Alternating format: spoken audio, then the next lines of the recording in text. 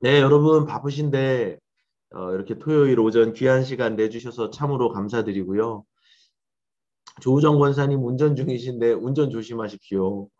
네, 개인적인 사정으로 카메라 켜기가 어려우신 분들은 그냥 카메라 끄시고 귀로만 동참해 주셔도 됩니다. 예, 여러분들 우리 또 숭실 교사 선생님들은 카메라 끄시고 TV 안 보시리라 제가 확신을 하고 네, 이렇게 시작하면 좋겠습니다. 예, 참석해 주셔서 참으로 감사드리고요. 예, 오늘도 기독교 교육 개론이라는 책을 가지고 여러분들과 함께 한번 공부해 보겠습니다. 어, 어떤 분들은 이런 불만이 있으실 수 있어요. 뭐 이 은혜도 안 되는 이런 딱딱한 책을 읽냐 이런 생각을 하실 수 있는데 제가 이렇게 좀 딱딱한 책을 고른 데는 몇 가지 분명한 이유가 있습니다. 첫 번째는 좀 쉬운 책들이 있거든요. 그러니까 교사 교육 그러니까 한국에서 교육부서 사역을 잘 하시는 어떤 목사님들이나 선생님들이 쓰신 쉬운 책들이 있어요. 그 쉬운 책들을 가지고 할 수 있지만 조금 더 아카데믹한 책을 고르고 싶었어요. 어, 교육 전문가들이 학교에서 배우는 책을 우리도 읽으면 비록 우리 전공은 기독교 교육이 아니다 할지라도 그분들이 일차적으로 배운 지식을 우리도 알 수 있는 거잖아요. 그러니까 그분들이 만들어낸 2차 교육 교재를 보는 게 아니라 교육 전문가들이 봤던 교육 전문가들이 공부했던 책은 뭘까?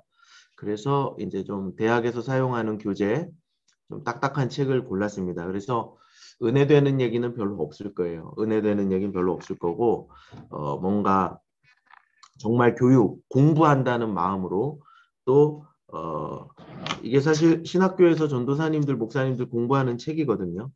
그러니까 이런 책들을 보시는구나 이렇게 생각하시면 좋을 것 같고 또 이 책은 우리 교단에서 그래도 내로라 하는 교수님들 기독교 교육 교수님들의 글을 모아놨어요. 그러니까 우리 교단 최고의 기독교 교육 전문가 교수님들은 이런 생각을 하고 계시는구나. 이렇게 접근하신다면 딱딱한 교육이지만 좀 높은 수준의 지식에 우리가 접근한다. 예, 고급 정보를 들여다본다. 이렇게 생각하시면 조금 더 의미를 찾으실 수 있으리라 생각하고 예, 그렇습니다. 오늘은 기독교 교육 개론 지난 시간에 1장을 했는데요. 오늘 2장은 스킵하고 3장을 골랐습니다. 다 읽을 건 아니고 제가 필요한 부분들을 발췌해서 여러분들과 요약 정리 나누도록 하겠습니다. 어, 여러분 제 그 마우스 포인터가 보이시나요? 화면에 다행입니다. 이 글은 김도일 교수님이라는 분이 계세요. 예, 그분의 글을 요약 정리한 겁니다. 제 글이 아닙니다. 자, 그럼 들어가 보겠습니다. 들어가는 말인데요. 우리가 다 교사인데, 이 교사는 두려움도 있고 소망도 있습니다. 이 교사가 가진, 뭐랄까, 이중적인 면이라 그럴까요? 교사가 굉장히 영광스러운 직분인 게 확실합니다. 이 교사들에게, 어, 교회의 미래가 달려 있죠. 교육의 미래. 그러니까 교사들은 미래를 만들어내는 사람이라고 할 수 있습니다. 여기서 교사라 함은 꼭 우리 선생님들뿐만 아니라 교육부서를 섬기는 모든 사람들, 저도 교사일 수 있겠죠. 그러니까 우리 교사들은 미래를 만들어가는 사람으로서 양면이 있는데 그 두려움과 소망이 있어요. 이런 말이 아주 유명한데요. 성경에 야고보서 3장 1절에 보면 야고보 사도가 이런 경계를 합니다. 형제들아 너희는 선생된 우리가 더 큰 심판을 받을 줄로 알아라. 니들이 선생이냐? 형제들아 니들이 선생이냐? 그럼 니들은 더 큰 심판 받는 줄 알아라. 그리고 되려 선생이 많이 되려고 하지 말아라. 이런 경각심을 일깨워주는 이야기를 하거든요. 어, 선생이 된 우리가 더 큰 심판을 받는다. 이 메시지는 성경에서 반복해서 나와요. 잠언에 보면 말이 많으면 허물이 없을 수가 없다고 하죠. 허물이 많다고 하죠. 교사는 말하는 사람들이잖아요. 오피니언 리더잖아요. 그리고 우리가 전달하는 어떤 그 메시지들이 아이들에게는 하나의 어떤 체계가 되고 하나의 법칙이 되고 하나의 틀이 되는데 백지장군 같은 아이들의 그 영혼 속에 우리가 하나를 새겨 넣게 되는데 만약에 우리도 감당 못하는 율법을 자꾸 전달을 하면서 나는 그렇게 살지 않는다면 하나님께로부터 오는 더 큰 심판을 피할 수가 없겠죠. 이게 교사의 굉장히 심각한 두려움입니다. 두려움이죠. 특히 저는 우리 전도사님들도 설교 많이 하시니까 그런 생각을 할 때가 많아요. 제 설교에서도 종종 표현을 하는데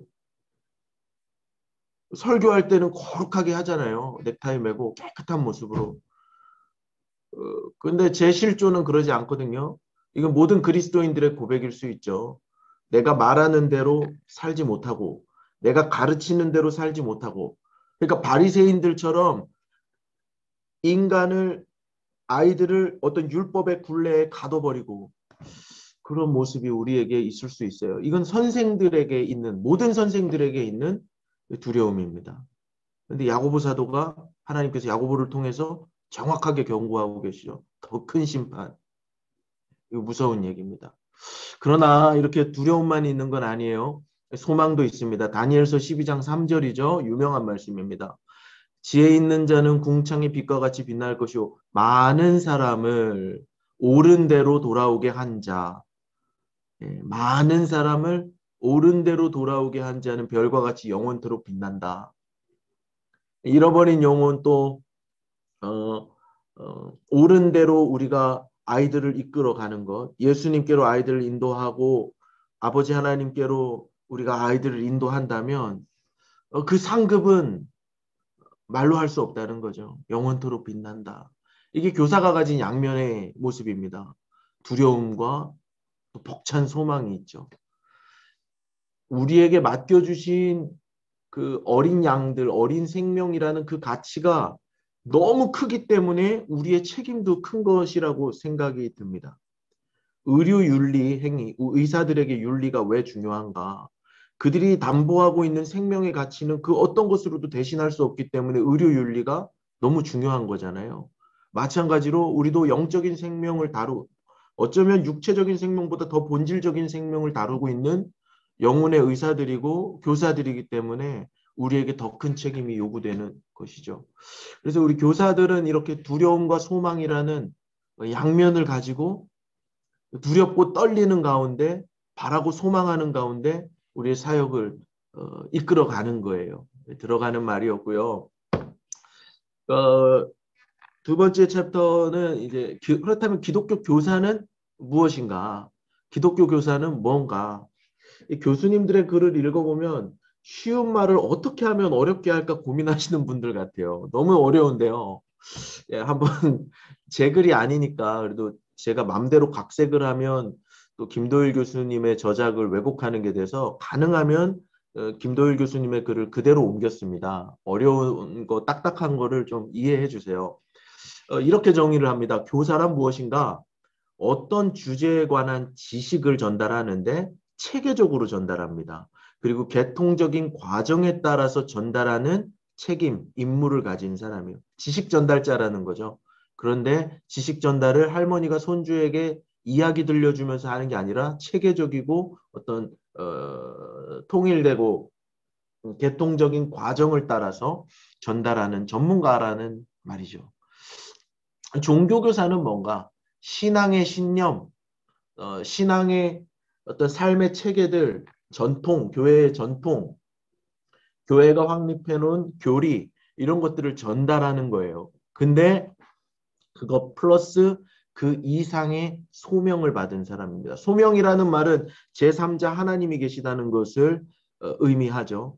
이거는 내가 하고 싶어서 하는 게 아니라 부름받아서 하는 일이라는 것의 의미가 소명이란 말이 담겨 있습니다.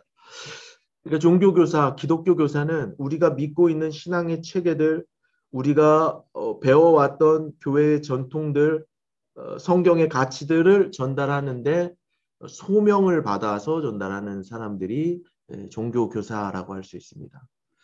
그래서 이런 어떤 일반적인 개념을 가지고 김도일 교수님이 이렇게 정의를 내렸어요. 기독교 교사는 학생들이 자신의 삶의 자리에서 하나님께 대한 신앙의 신념들을 적용하고 실천하게 하는 능동적인 반응과 결단을 할 수 있도록 동기를 부여하고 자극하는 역할을 감당하는 하나님의 부르심을 받은 사람이다. 어렵죠. 예, 어디가 주어고 어디가 동사인지 모르겠는데 어쨌든 교사는 무언가 동기를 부여하고 자극하는 역할을 하는 거예요. 학생들에게 학생들이 그리스도인으로 참된 그리스도인으로 살게 하도록 우리가 동기를 부여해 줘야 되는 겁니다. 그리고 학생들을 자극을 해줘야 된대요. 그걸 하라고 하나님이 불러주신 사람들이 저와 여러분인 거예요. 저는 이제 이런 질문 할 수 있겠죠. 학생들이 날 보면 그리스도인으로 살려는 동기부여를 받는가? 나에게 자극을 받고 있는가? 좋은 자극을? 이런 질문을 해볼 수 있어요. 그래서 기독교사의 특기점입니다. 지식을 전달합니다. 지식이라는 것은 어떤 기독교가 가지고 있는 아까 말씀드렸던 교리라든가 교회의 전통이라든가 기독교인의 삶의 양식이라든가 말씀이 담지하고 있는 하나님 나라의 가치라든가 이런 지식을 전달할 뿐만 아니라 삶의 모범까지 보여야 하는 자들이다. 이게 특이점이죠. 기독교사의 특이점, 삶의 모범. 학교 선생님들은 아직도 좀 삶의 모범 이런 것들이 미덕으로 또 당연하게 약간은 기대되는 게 있어요. 예전 같진 않죠. 예전에는 선생님들 그림자도 안 밟았다지만 요새는 선생님들 자칫하면 학부모님들한테 멱살 잡히죠. 학교 선생님들도 이제 교권이 많이 무너졌는데 여러분 그 인터넷 일타 강사 아시죠? 학생들 일타 강사 뭐 유명한 인터넷 그 강사님들 그런 분들이 삶의 모범을 필요로 하시나요? 아닙니다. 일타 강사가 여자친구를 2명 만나든 3명 만나든 수백억을 벌어서 사치를 하든 뭘 하든 신경 안 씁니다. 그 사람들은 지식만 잘 전달하면 되는 사람들이에요. 그런데 우리는 그런 사람들이 아니죠. 아무리 탁월하게 우리가 가진 기독교의 지식들을 아이들에게 일타 강사처럼 전해준다 할지라도 우리의 삶의 모범이 없으면 우리는 아까 야고보 사도가 말한 더 큰 심판을 피할 수 없는 아주 무서운 자리에 있는 사람들이에요. 삶의 모범, 오늘 이 얘기를 이제 계속해서 이어가게 될 텐데요. 가보겠습니다. 이게 이제 두 번째 기독교 교사의 정의에 대해서 하는 이야기였고요. 기독교 교사는 이제 정체성과 주체성이라는 것을 또 가져야 한다고 합니다. 기독교 교사로서의 정체성은 무엇인가? 기독교 교사로서 내가 가져야 하는 정체성은 무엇인가? 인간은 다양한 정체성을 가지고 살 수 있잖아요. 저도 교회에 오면 전도사고, 또 교회 안에서도 뭐 찬양팀에 가면 찬양 인도자고, 부서에 가면 설교자고, 사무실에 가면 또 뭐 행정을 담당하는 사람이고, 집에 가면 애기 아빠고, 학교에 가면 학생이고, 저의 정체성도 여러 가지인데, 기독교 교사로서의 가장 기본이 되는 정체성은 뭔가? 하나님께 속한 사람이라는 이 확신이 우리에게 있어서 가장 중요한 정체성입니다. 나는 우리 부서에서 어떤 정체성으로 일하는가? 나는 아이들 간식을 챙겨주는 사람이다? 아니에요. 이게 1번 정체성이 아닌 겁니다. 저 같은 사람이라면 나는 우리 아이들에게 설교를 하는 사람이다. 하나님의 말씀을 풀어 가르치는 하나님의 말씀을 맡은 자의 사명을 내가 1번 정체성이다? 그것도 아닌 거예요. 가장 바텀, 가장 토대가 되는 정체성은 무엇인가? 내가 하나님께 속했다라는 정체성입니다. 그래서 예수님은 이따 요 밑에서 얘기하겠습니다. 그래서 일단은 이 교사가 가져야 할 핵심 정체성은 하나님께 속한 사람이라는 확신을 갖는 겁니다. 확신. 하나님께 속했다는 확신. 이 속했다는 말에서 다양한 의미가 파생될 수 있겠죠. 주체성은 무엇인가? 장인정신이라는 말을 하던데요. 이 주체성은 교사로서의 어떤 장인정신을 가지고 있는 거예요. 솔직하게 우리가 우리 숭실 교회 교육의 현실을 들여다보면 숭실 교사 조금만 열심히 있으시고 조금만 교회 생활을 하시는 분에게는 누구나 열려 있습니다. 그렇죠? 특히 교사로서의 뭐 특별한 장인 정신이 없어도 숭실교회 교육사역에 누구나 참여할 수 있어요. 그러다 보니까 전문성은 떨어지죠. 그런데 어떤 교회는 이 교사분으로 섬기시려면 뭐 영아부 교사라 할지라도 교사대여학의 몇 학기를 수강하셔야 돼요. 그리고 졸업증서와 수료증을 받은 사람만이 어플라이를 할 수 있습니다. 그리고 어플라이 한다고 다 받아주는 것도 아니고 선발의 과정을 통해서 최고급 인력을 선발하거든요. 자, 그렇게 선발된 교사분들과 저 이거 한번 좀 꼭 같이 해주시면 안 되겠습니까? 이렇게 바짓가랑이 잡고 해서 한 사람과 다르겠죠. 그래서 기독교사라면 이 장인 정신을 가져야 한다. 이게 기독교사가 가져야 할 주체성이라고 해요. 이 정체성과 주체성, 하나님께 속했다라는 정체성과 장인 정신으로서의 주체성은 예수님의 사역에서 동일하게 발견할 수 있다고 합니다.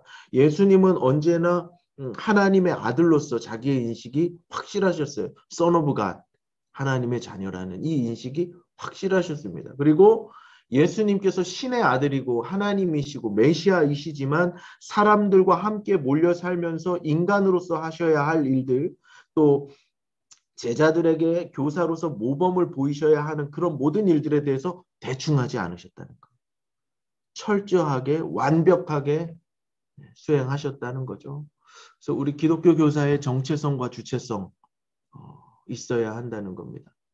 하나님께 속한 사람이라는 확신이 없는 분들은 없으리라 생각해요. 장인 정신은 우리가 조금 고민해 봐야 됩니다. 저도 청소년 사역자죠. 청소년 사역자 2년차를 보내고 있는데 대한민국에 내로라 하는 청소년 사역자들이 굉장히 많습니다. 쏟아져 나오는 출판물도 굉장히 많고 연구 논문도 쏟아져 나오고 그런데 과연 나는 그분들만큼 장인 정신을 가지고 있는가? 이 청소년에 대한 장인 정신이 있는가? 라고 생각할 때 솔직히 부끄럽습니다. 예, 부끄러워요. 아동부로 사역할 때와 청년부로 사역할 때 그리고 지금 청소년부 이 세 부서를 다 섬기고 있는데 각각의 부서에서 나는 아동 전문가였고 청년 전문가였고 청소년 전문가였는가라고 냉정하게 질문을 던지고 답변해 보면 전 예스라고 답은 못할 것 같아요. 장인 정신 부족한 거죠. 예, 그러나 기독교 교사의 주체성, 장인 정신을 꼭 가지고 있어야 한다. 오늘보다 내일 조금 더 있으면 될 것 같아요. 챕터 4 넘어가면 자 그렇다면 기독교 교육의 요소는 무엇이고 그 요소 안에서 기독교 교사의 위치는 무엇인가를 이야기하는데요. 이 교육이 일어나는 일반적인 요소가 있다고 합니다. 먼저 한 가지 말씀을 드리자면 우리 선생님들 중에는 교육학을 전공하시는 분들 계시리라 생각하고 학교에서 이미 학교 선생님으로 계시는 선생님들도 더러 계시죠. 그분들이 지금 요 수업에 들어오셨는지는 모르겠는데 제가 이 교육학에 대한 조예가 깊지가 않아요. 그리고 이거는 제가 글을 발췌해 온 거다 보니까 교육이 일어날 수 있는 일반적인 요소를 기독교 교육에서 말하는 것과 일반 교육에서 말하는 것이 조금 차이가 있을 수 있겠습니다만은 오늘은 우리가 하는 교육은 기독교 교육, 기독교 교육에서 말하는 어떤 그 판에서 이야기하는 거니까 혹시 여러분들이 뭐 교육학을 공부하시면서 조금 상치되는 얘기가 있다 할지라도 좀 그렇게 이해해 주시면 좋겠고 학문이라는 건 진리가 아니잖아요. 신학도 진리는 아닙니다. 진리로 접근해가는 과정이지 조금 이렇게 여유로운 마음으로 들어주시면 좋을 것 같습니다. 자, 교육이 일어날 수 있는 일반적인 요소 4가지가 있다고 하는데요. 첫 번째, 교사가 있어야 됩니다. 교사가 없으면 교육이 안 되고 학생이 있어야 되죠. 학생이 없어도 교육이 안 됩니다. 그리고 교육의 내용이 있어야 돼요. 예를 들면 뭐 교재, 공과 또 아니면은 뭐 우리 그 TIC에서는 올해 1년을 주제를 리그 오브 레전드로 정해가지고 신앙인 성경의 위대한 위인들 레전드 같은 그 위인들을 가지고 시리즈 설교를 이제 쭉 하는데 그런 커리큘럼 이런 것들이 이제 교육의 내용이겠죠. 그리고 네 번째로 교육의 환경이 또 굉장히 중요하다고 합니다. 요것들이 이제 요 네 가지가 교육이 일어날 수 있는 일반적인 요소인데 기독교 교육의 특이점은 이겁니다. 기독교 교육의 특이점은 하나님의 역할이 이 요소 안에 들어온다는 거죠. 기독교 상담도 마찬가지고 기독교 교육도 마찬가지고 일반 세상에서 하고 있는 교육이나 상담이나 이런 것도 일반 세상에서 그냥 다 하잖아요. 그런데 여기에 기독교가 붙으면 일반 교육학과 일반 상담과 정확하게 나뉘는 한 지점이 있는데 그게 바로 이 지점입니다. 기독교 교육에서 뺄 수 없고 핵심이 되는 요소죠. 기독교 교육은 이 성령님의 역할, 삼위 하나님의 역할이 핵심으로 자리 잡습니다. 그래서 로마서 12장 2절 말씀을 보면 너희는 이 세대를 본받지 말고 오직 마음을 새롭게 한 변화를 받아 하나님 선하고 기뻐하고 온전히 분별하도록 하라. 우리 굉장히 많이 암송도 하는 귀한 말씀인데 여기 보면 하나님의 역할과 사람의 역할 두 가지가 나옵니다. 이 세대를 본받지 말아라. 주어는 너희죠.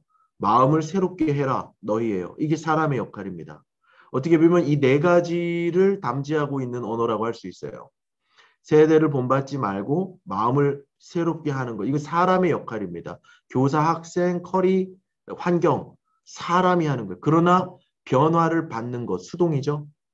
변화는 내 자체에서 나오는 게 아니라 주어지는 거예요. 이게 성령님의 역할, 하나님의 역할인 거죠. 그래서 기독교 교육의 요소는 이 성령님의 역할이 들어간다는 게 특이점이고 또 세상 교육과의 변곡점이 여기서 있는 거죠. 그래서 사람의 일을 똑같이 하지만 그것을 초월하는 하나님의 일을 기대하는 겁니다. 그렇다면 기독교 교사의 위치가 일반 교육학에서 교사의 위치와 같을래야 같을 수가 없겠죠.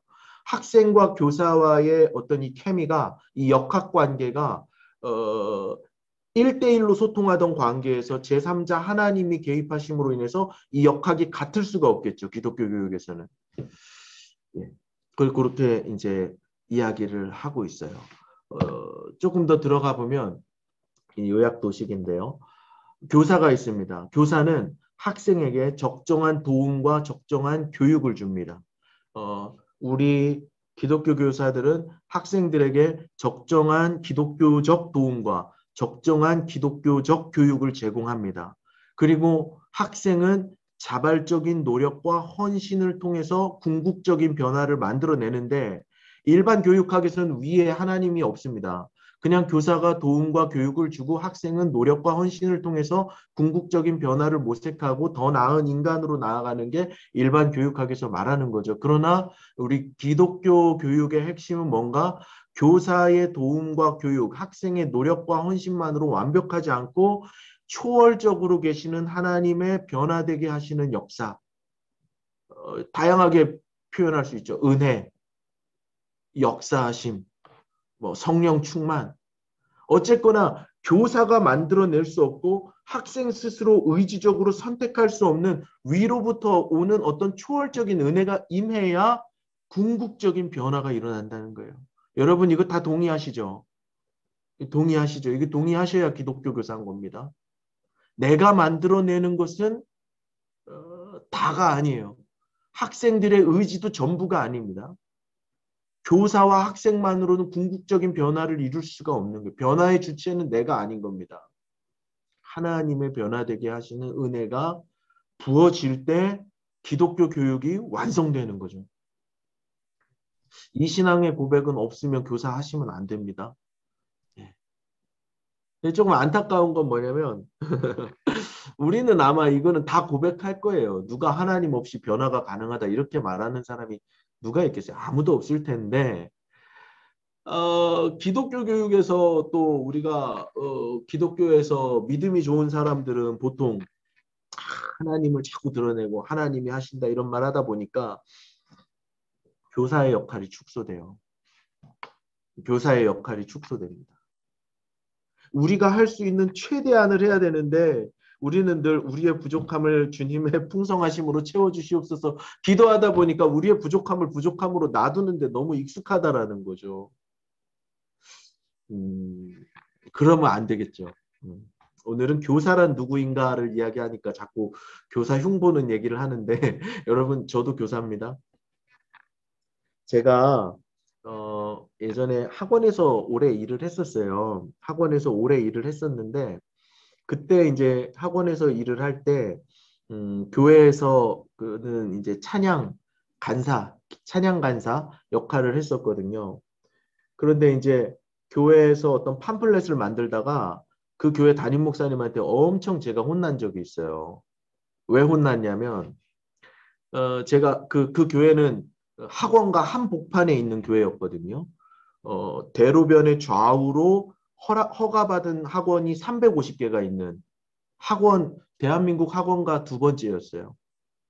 엄청난 규모의 학원과 한복판에 있는 작은 교회였는데 제가 교회용 팜플렛을 만들다가 담임 목사님한테 엄청 혼났어요. 왜 혼났냐면 학원 가다 보니까 학원에서 뿌리는 팜플렛이 하루에도 막 수백 장씩 쏟아지지 않습니까?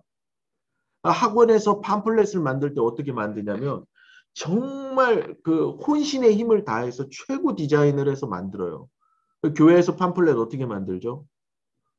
무료 프린터에다가 칼라 프린터 하면 다행입니다. 칼라 토너 고장 나가지고 색깔 제대로 안 나오게 만드는 경우도 많고 제가 아동부 처음 했을 때 어, 그때 이제 총무 선생님이 굉장히 어린 친구였는데 어리니까 다 이해는 해요. 뭐 이렇게 정죄하려고 하는 건 아니에요. 처음 이제 첫 주 예배를 드리는데 아동부 주보가 제 설교 시간에 나오더라고요. 제 설교 시간에 나오고 설교 시간에 아이들에게 주보를 나눠주고 근데 그 주보의 퀄리티는 빨간색 잉크가 고장나서 누렇게 나오는 주보였어요. 여러분 그런 팜플렛 나눠주는 학원 보내시겠습니까? 아니죠. 예, 우리는 하나님의 변화되게 하심, 하나님의 초월적인 역사하심을 강조하다 보면 우리가 해야 될 거를 안 해요. 이거는 우리가 회개해야 되는 부분입니다. 더 큰 심판이 우리에게 있다는 것을 깨닫고 뉘우치고 돌이켜야 될 부분이에요. 이게 약해요. 하나님을 강조하는 믿음의 좋은 사람일수록 내가 해야 할 영역은 상대적으로 축소시키는 경향성이 조금은 있어요. 반성해 봐야 합니다. 이거. 하나님의 역사하심을 기대함으로 내가 할 것을 덜 하고 있지 않은가. 예. 그렇게 이제 네 번째 챕터 기독교 교사의 위치에 대해서 한번 이야기해 봤고요. 다섯 번째는 이제 이런 걸 소개해요. 파즈미니오라는 기독교 교육학자의 글을 김도일 교수님이 또 정리를 해놓은 건데 굉장히 이 통찰력 있는 정리니까 정리를 해놓으셨겠죠. 인간의 궁극적인 교사는 그래서 하나님이다. 인간의 궁극적인 교사, 모든 보편적인 인간입니다. 모든 보편적인 인간의 궁극적인 교사는 하나님이신데 하나님이 우리에게 어떻게 교사가 되시는가를 6가지로 정리했는데 영어로 보는 게 훨씬 더 확 느낌이 와요. 첫 번째는 God for us예요. 우리를 위하시는 하나님. 그래서 삼위일체 하나님이 우리를 위하시고 삼위일체 하나님이 우리를 위해서 가르치신다. God despite us 뭐에도 불구하고 우리의 죄악에도 불구하고 우리를 가르치시는 하나님. 우리의 죄악에도 불구하고 구원의 도리를 가르치시는 하나님이 우리의 궁극적 교사라는 거죠. 또 God with us도 있어요. 우리와 함께 하시는 하나님인데 예수님이 마스터 교사래요. 마스터 교사인데 이 마스터 교사의 의미는 시공을 초월한 가르침의 모델이 되시는 마스터 교사인 거예요. 2000년 전 베드로에게도 예수님은 마스터 교사하셨고 우리에게도 2000년 이후를 사는 우리에게도 예수님은 마스터 교사이시죠. 그래서 언제나 인간과 함께 하시는 그 마스터 교사이신 하나님을 이야기하고 있습니다. 또 가리너스 우리 안에 계시는 하나님 성령님의 역할 또 God through us 우리를 통해서 교회를 통해서 일하시는 하나님 또 그 하나님의 역할을 소개하고 God beyond us 예, 초월적으로 역사하시는 하나님 그 초월적으로 기독교 교육의 과거, 현재, 미래를 좀 이건 거시적인 관점이죠.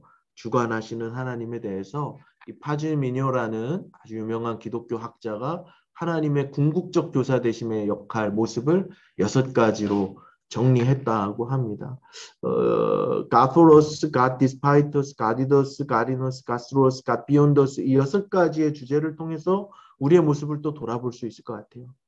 나는 us 대신 학생을 집어넣으면 되죠. God 대신 나를 넣으면 되고, 학생을 위하고 있는가? 학생이 그럼에도 불구하고 난 그를 사랑하고 섬기고 있는가? 나는 그와 함께하고 있는가? 난 그 안에서 일하고 있는가? 그를 통해서 일하고 있는가? 그 위에서 일하고 있는가? 뭐 이런 질문들을 해볼 수 있을 것입니다. 네. 6번째는 기독교 교사 자질에 대해서 이야기합니다. 기독교 교사 자질. 6번 기독교 교사의 자질 첫 번째는 영적인 자질이에요. 영적으로 살아있는 사람. 너무 흔한 말이고 너무 쉬운 말인데 어려운 말이죠. 각자 질문 한번 해보시죠. 나는 오늘 지금 2021년 10월 며칠입니까? 16일 토요일 10시 36분. 나의 이 육체는 오늘 살아있습니다. 나의 영혼은 오늘 살아있는가? 진단해 보면 좋겠어요. 어쨌든 영적인 자질 첫 번째는 살아있는 사람이 해야 한다는 거예요. 그리고 기독교 교사가 품어야 할 어떤 영적인 자질 3가지가 있는데 하나님의 말씀이 있어야 됩니다. 하나님의 말씀. 네, 모든 지혜의 원천이죠.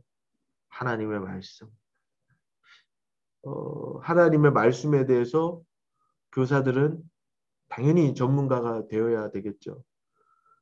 신학교에 가서 전문적으로 체계적으로 말씀 공부를 할 수는 없다 하더라도 적어도 하나님 말씀을 사랑하고 적어도 1년에 한 번 이상씩은 성경을 읽고 하나님 말씀을 붙잡고 살아가야 되겠죠. 네. 너무 기본인데 그죠? 두 번째, 예수 그리스도의 십자가를 품어야 한다고 합니다. 당연한 얘기죠. 십자가를 드러내는 거예요.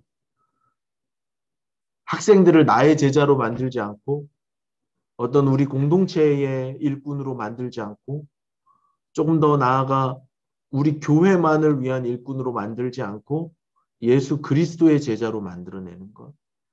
예수 그리스도의 십자가를 드러내는 것이 우리의 영적인 자질이고요. 또 기독교 교사가 품고 있어야 할 마지막은 학생의 영혼입니다. 학생의 영혼을 우리 안에 품고 있어야 한다라고 가르치고 있어요. 당연히 다 기본인데 어려운 얘기입니다. 두 번째 기독교 교사는 교육적인 자질도 가지고 있어야 합니다. 교육적인 자질을 가지고 있어야 되는데 학생에 대한 충분한 이해를 하셔야 됩니다. 특별히 인간의 양명성에 대해서 이야기해요. 학생들이 굉장한 가능성을 가지고 있는 무한 가능성을 가지고 있는 아이들임과 동시에 죄인이라는 것을 기억해야 돼요. 초등학교 5학년 담임 선생님을 하던 제 친구와 이제 이야기를 나눈 적이 있는데 초등학교 5학년 남학생들은 100% 물론 이제 100% 중에서 뭐 전국에 한두 명은 아닐 수 있습니다. 초등학교 5학년쯤 되면 대한민국에서 그냥 보통 초등학교를 다니는 애들이면 100% 야동을 본대요. 저는 그 얘기 듣고 충격을 받았습니다. 인간의 양면성을 우리가 충분히 이해하고 있어야 돼요. 너무 귀하고 천사 같은 아이들이지만 이들 안에 아담으로부터 유전되고 있는 죄성이 여전히 있다는 것. 또 우리 교육적 자질로 또 이야기할 수 있는 것은 교육 내용에 대한 충분한 이해예요. 전문성이 결여되어 있다고 비판하고요. 지속적인 연구와 독서 필요합니다. 또 동료와의 나눔 이런 거 중요합니다.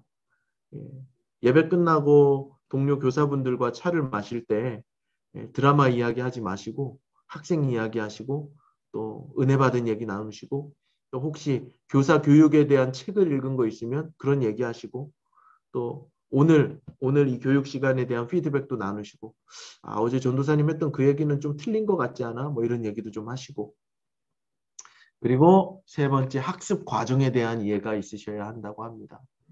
결국에는 말씀에 대한 이해로 우리는 이해할 수 있을 것 같아요. 넘어가 보도록 하겠습니다. 마지막 이제 챕터인데요. 그렇다면 기독교사의 역할은 무엇인가? 기독교사의 역할. 굉장히 다양한 역할을 소개하더라고요. 이거를 다 해야 된다는 건 아닌 것 같아요. 이 중에 내가 잘하는 모습도 있을 거고 부족한 모습도 있을 거고 할 텐데 한번 들어보십시오. 기독교 교사의 역할은 그렇다면 나는 학생에게 어떤 역할을 해줘야 되는가? 첫 번째는 리더가 되는 거예요. 리더가 되어야 됩니다. 리더로서의 기독교 교사. 리더라는 말은 따르는 학생이 있어야 한다는 말이죠. 학생이 나의 전화를 안 받는다? 그럼 나는 그 학생의 리더가 아닐 수 있습니다. 제 전화는 보통 안 받습니다. 아이들이. 카톡도 한 10개 보내면 2개 다 보는데요. 예, 따르는 학생이 있어야 리더라고 합니다. 그리고 이 리더는 사랑에 기초한 서번트 리더십, 예수 그리스도의 리더십이죠. 종으로서 섬기는 리더십. 인자가 온 것은 섬김을 받으려 함이 아니라 도리어 섬기려 한다. 예수님의 서번트 리더십이 우리에게 있어야 한다. 그게 우리의 역할이다라고 가르치고 있습니다. 멘토로서의 기독교 교사의 모습도 있을 수 있는데요. 멘토는 스승이고 스승은 나를 따르라라고 말할 수 있는 사람이래요. 본받을 수 있는 교사가 되어야 한다는 겁니다. 그런 의미에서 우리는 아이들에게 굉장히 중요한 사람이에요.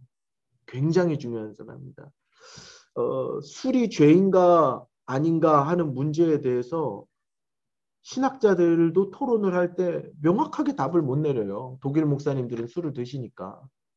제가 20살 때 술이 죄인가 아닌가에 대한 명확한 답변을 내린 계기가 하나 있었는데 이게 절대 진리일 수는 없지만 여러분들 제 경험을 여러분도 한번 간접적으로 경험해 보시고 여러분들의 가치 판단의 기준을 이것으로 한번 삼아 보시죠. 대학교 1학년 때 제가 술을 안 먹는다는 이유로 학교 선배한테 엄청 많은 핍박을 받았습니다. 나중에 알고 보니까 저를 가장 많이 핍박했던 사람이 신학교에서 저희 과로 편입한 분이셨어요. 제가 교회 다닌 이후로 술을 안 먹는다는 알고 그 선배가 저를 엄청 많이 핍박해서 혼도 많이 나고 욕도 많이 먹고 수모도 굉장히 많이 당했어요. 그래서 제가 그런 생각이 드는 거예요. 고급 레스토랑 가면 와인이 나올 텐데 그 와인 한 방울도 죄인가? 엄마들 요리할 때 소주도 붓는데 그 소주도 죄인가? 이런 생각이 들면서 술이 죄인가 아닌가 이런 생각이 들었어요. 그래서 동기들과 MT를 가서 오늘 천기를 누설하는데 제가 술을 엄청 많이 마셔봤습니다. 처음이었을 거예요 아마. 소주를 엄청 많이 마셔서 제대로 걸을 수 없을 정도로 이제 처음이자 마지막으로 그렇게 마셔봤어요. 그리고 저쪽 근해에 가서 혼자 기도를 했습니다. 하나님, 이게 죄입니까? 술을 그냥 음식으로는 먹을 수 없습니까? 라고 했을 때 하나님이 여러 가지 감동을 주셨는데 그 중에 이제 여러분들과 나누고 싶은 감동은 이거였어요. 용성아, 너 지금 그 모습으로 제가 그때도 찬양 인도를 했거든요. 고등부에서. 용성아, 너 지금 그 모습으로 고등부 예배 때 찬양해도 네 스스로 네 안에 어떤 거리낌도 없겠니? 그리고 네가 만나고 있는 그 찬양팀 고등학생 학생들이 너의 모습을 지금 그대로 본다면 너 떳떳할 수 있겠니?